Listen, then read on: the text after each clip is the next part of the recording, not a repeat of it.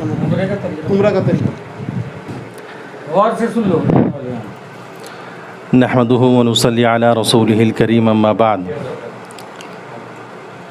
فاعوذ بالله من الشيطان الرجيم بسم الله الرحمن الرحيم واتموا الحج والعمرة لله قال النبي صلى الله عليه وسلم من زار قبري وجبت له شفاعتي او كما قال عليه الصلاة والسلام.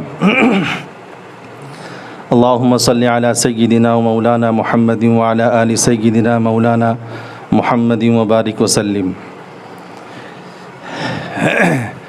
میرے نہایت واجب الاحترام حضرات اکابرین، تشریف فرما علماء عظام اور مبارکباد کے مستحق ہیں وہ لوگ جو سفر عمرہ پر جانے کا ارادہ بھی کیے ہیں اور جا رہے ہیں. اللہ تعالیٰ سفر کو آسان فرمائے. مجھ سے قبل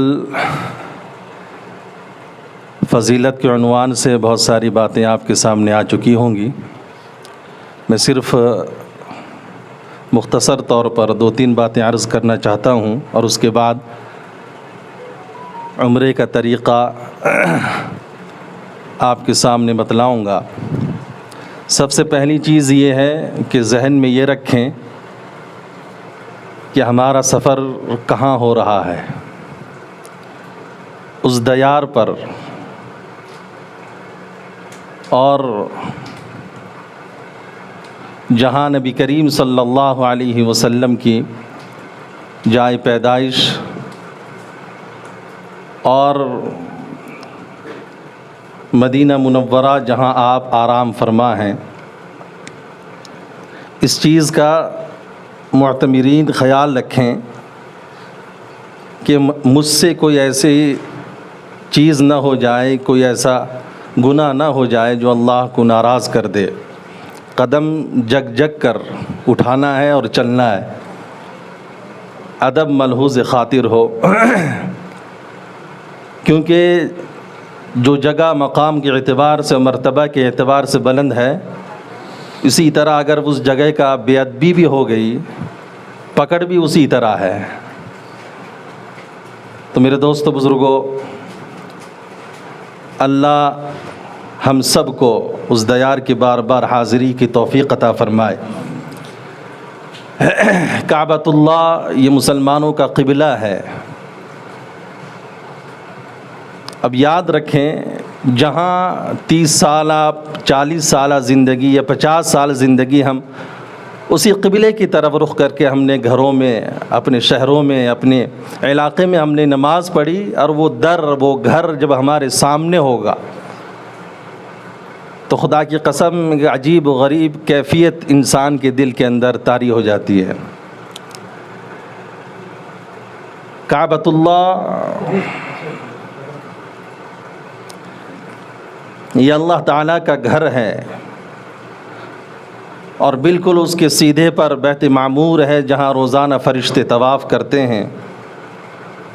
حدیث میں آتا ہے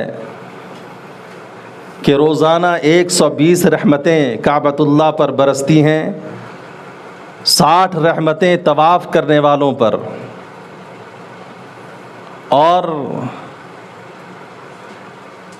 20 رحمتیں قرآن کی تلاوت، اور 20 رحمتیں نفل نماز پڑھنے والوں پر، اور صرف 20 رحمتیں الگ سے ان لوگوں پر اللہ کی رحمتیں برستی ہیں جو صرف کعبۃ اللہ کو بیٹھ کر پیار سے تکتا ہو، دیکھتا ہو. واحد ایسا گھر ہے دنیا میں جس کو دیکھنا ثواب، جس کا طواف کرنا ثواب اور عبادت ہے. ایسے دیار پر ہماری حاضری ہو رہی ہے. 3 جگہ ایسے ہیں جہاں پر انسان اگر سفر کرے اس جگہ کی زیارت کی نیت سے تو اللہ ہر قدم پر ثواب لکھتے ہیں. ایک بیت اللہ ہے، دوسرا مدینہ منورہ ہے، اور تیسرا مسجد اقصیٰ ہے. اس کے علاوہ کسی کے لیے یہ فضیلت نہیں ہے کہ اس کی زیارت کی نیت سے اگر آدمی گھر سے نکلے تو اللہ ہر قدم پر ثواب لکھے، نہیں، اس کے یہ صرف 3 ایسی جگہ ہیں۔ یہ اللہ کا فضل ہے کہ اللہ نے ہمیں توفیق بخشی، ہم ایسے مقام پر حاضر ہونے کے لیے جا رہے ہیں۔ اس لیے اپنے دلوں کو پاک رکھیں، صاف اور شفاف رکھیں۔ دل کی پاکیزگی بہت ضروری ہے،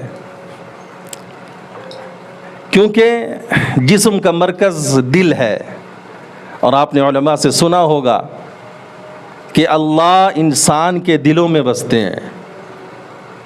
جتنا پاک دل ہوگا، پاکیزہ ذات اس میں اتنا سماتا ہے۔ اگر دل ناپاک ہو تو پھر اللہ کی رحمتیں اور نورانیت سے انسان دور رہتا ہے۔